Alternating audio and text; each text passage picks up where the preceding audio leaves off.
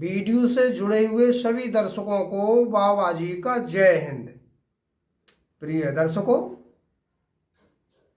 आज का मुख्य विषय है कि भगवान की किस प्रकार से प्राप्ति की जा सके। एक भक्त भगवान को किस प्रकार से प्राप्त करे। तो भगवान को प्राप्त करने के लिए प्रिय दर्शकों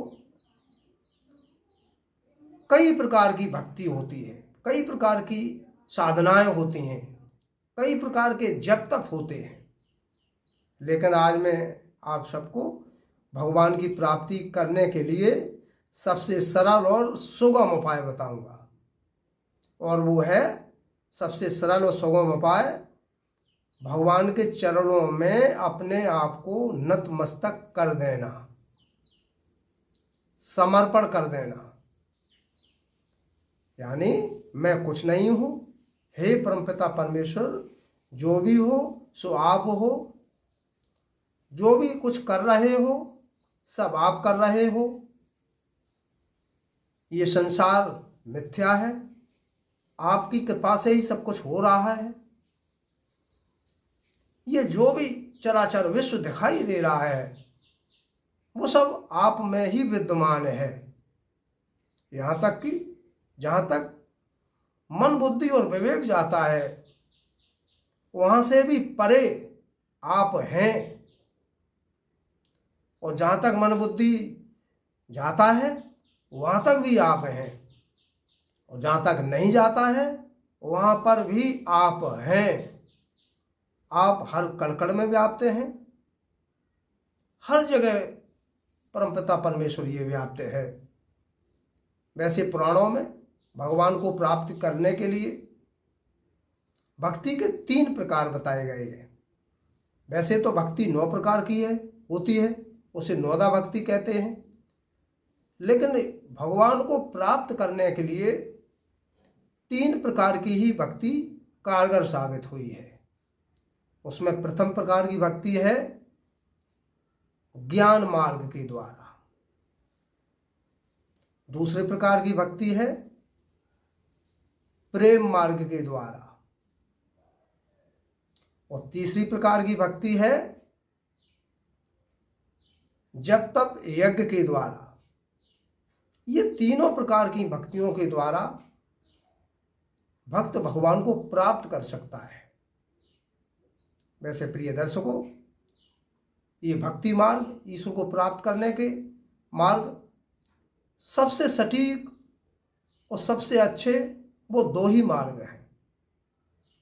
उसमें पहला मार्ग है भक्ति मार्ग और दूसरा मार्ग है ज्ञान मार्ग। भक्ति मार्ग वह मार्ग है जिसके पथ पर चलकर मनुष्य या भक्त ईश्वर की सगुणों उपासना करता है। यानी परमपिता परमेश्वर भगवान को प्राप्त करने के लिए उसकी सगुण उपासना करता है, उसकी मूर्ति पूजा करता है, मंत्र जाप करता है, यज्ञ करता है, तपस्या करता है। और ज्ञान मार्ग वह मार्ग है कि जिस पे चलकर के व्यक्ति या भक्त